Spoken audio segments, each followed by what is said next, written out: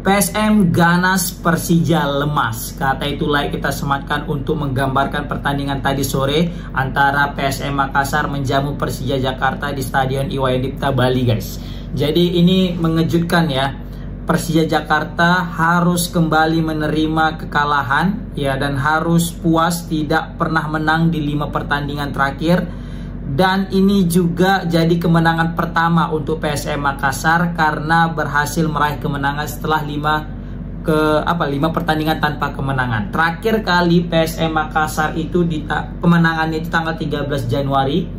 Kalau nggak salah itu menghadapi Persis Solo. Nah, setelah itu PSM Makassar tidak pernah menang, yaitu ketika menghadapi Biak 1-1, baru menghadapi Dewa kalah 3-2, Persib juga kalah 1-0, Arema 1-1, PSIS 1-1, dan akhirnya PSM Makassar berhasil meraih 3 poin perdana mereka setelah 1 bulan lamanya, dan tidak tanggung-tanggung mereka menang dari tim kuat, tim ibu kota, yaitu Persija Jakarta. Yang mana kita ketahui juga Persija dalam tren buruk juga layaknya PSM Makassar.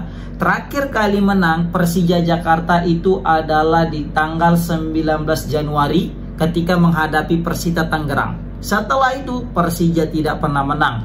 Yang mana Persija seri dengan Persis Solo 3-3, seri 2-2 dengan Biak, kalah dari Dewa, seri lagi dengan Persija Jakarta dengan Persib Bandung, dan kali ini harus kalah dari PSM Makassar. Ini perjuangan yang sulit daripada Persija Jakarta, yang mana mereka punya misi untuk mendekati Persib Bandung di puncak klasemen, atau setidaknya bisa menggeser Persebaya dan Dewa United di peringkat 2 dan 3. Tetapi kayaknya itu jadi makin terjal perjalanan mereka karena kekalahan tadi sore, guys.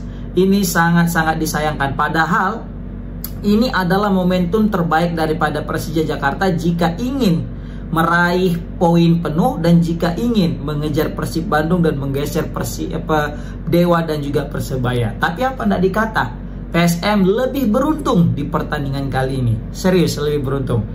Aku nontonnya tadi pun juga agak-agak bosan ya antara PSM dengan Persija ini, karena memang sedikit kali peluang yang terjadi. Sedikit, asli. Bahkan gol Nermin Haljeta ini juga merupakan peluang yang tidak lebih daripada 2 peluang lah.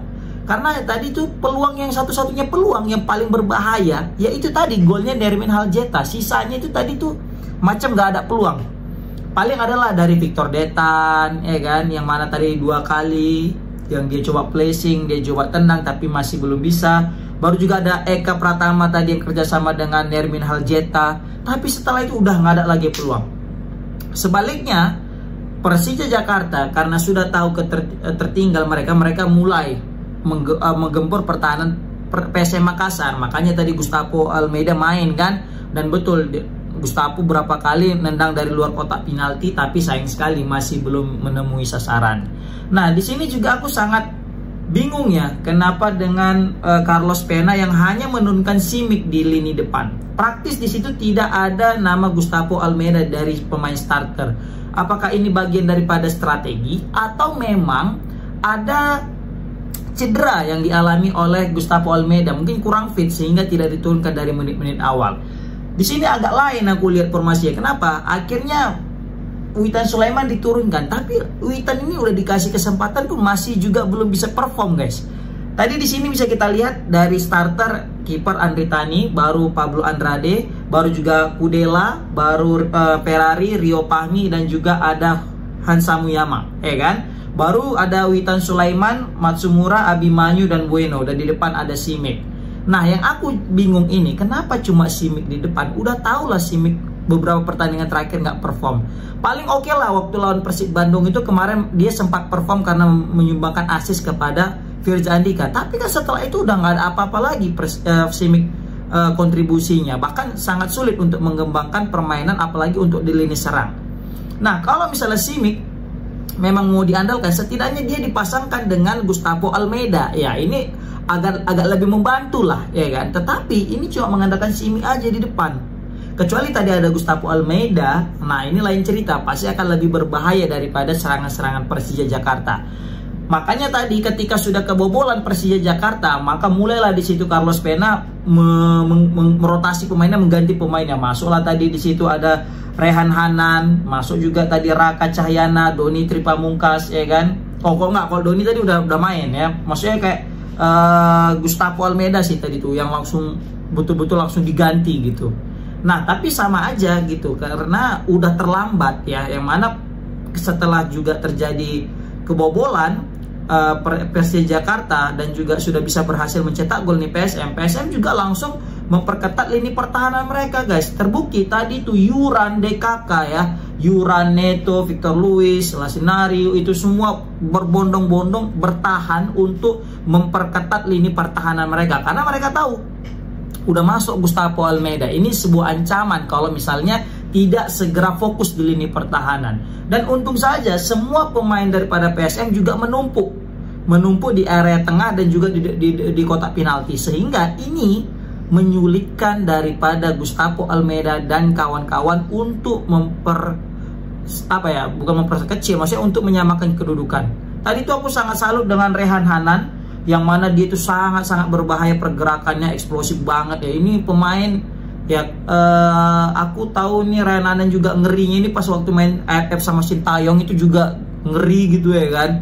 Dan kali ini sayang sekali kayaknya Rehan Hanan kurang cepat diturunkan. Maunya dari babak pertama udah nurunkan Rehan Hanan kayaknya. Kenapa? Karena memang beliau ini salah satu pemain yang paling berpengaruh di pertandingan kali ini. Tadi kita menarik juga nih nengok posisi Doni Tripamungkas nggak sebagai fullback ya, nggak sebagai back kiri, tapi dia jadi sebagai pemain tengah tadi. Nah seperti itu guys. Jadi Persija kurang beruntung, karena memang asli di pertandingan kali ini PSM lebih beruntung.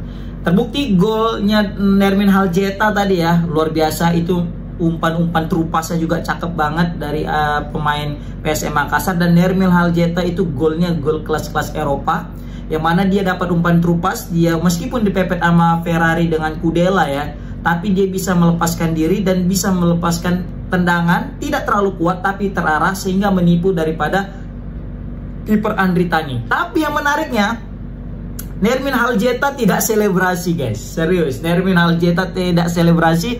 Apakah ada indikasi daripada sanksi daripada Beckham? Nah ini menarik kita bahas ya kan. Tapi kayaknya enggak ya. Tapi kalau misalnya memang iya, ini sangat terlalu sih, sangat terlalu. Masa gara-gara efek scoring Beckham jadi berpengaruh kepada seluruh pemain yang lain. Tapi bisa jadi gitu kan, orang jadi trauma selebrasi yang terlalu euforia, sehingga nanti berdampak kepada dirinya sebagai pemain dan juga klub karena membutuhkan jasanya, ya kan. Nah tapi kayaknya kalau aku lihat tadi kayaknya memang udah terlalu capek mungkin Nermin Haljeta tadi, makanya ketika dia sudah bisa mencetak gol, dia tidak terlalu berselebrasi ya, hanya merayakan seadanya saja.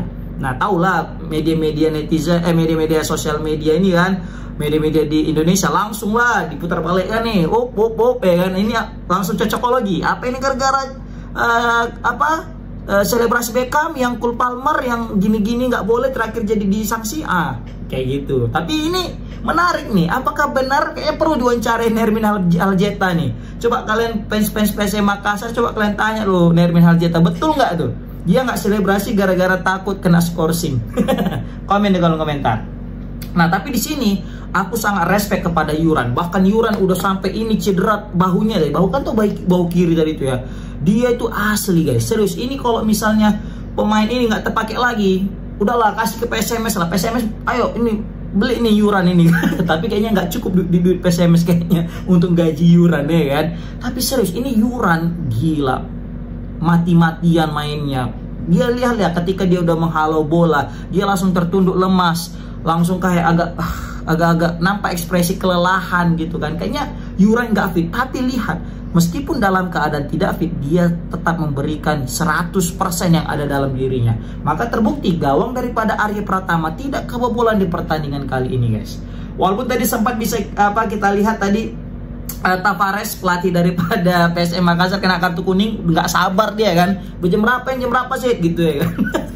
Tapi nggak apa-apa. Nah yang jelas dengan kemenangan ini maka PSM Makassar menaik ke peringkat ke-7, jadi terpaut dengan Persija itu 4 poin, dan juga dengan peringkat kelima Borneo itu hanya 2 poin saja. Nah, ini menarik, apakah kemenangan ini akan membuka jalan PSM Makassar untuk meraih kemenangan-kemenangan yang lainnya, guys. Sedangkan Persija ini menjadi tren buruk mereka. Bayangkan 5 pertandingan terakhir tanpa kemenangan, dan juga ini memutus rekor daripada Persija Jakarta yang tidak pernah kalah atas PSM Makassar sejak Liga 1 tahun 2017. Putus, patah sudah rekor mereka, guys. Nah, ini dia. Oke, komen di kolom komentar gimana pendapat kalian dengan kekalahan Persija Jakarta dan kemenangan PSM Makassar dan selebrasi daripada Nermin Haljeta. Assalamualaikum warahmatullahi wabarakatuh.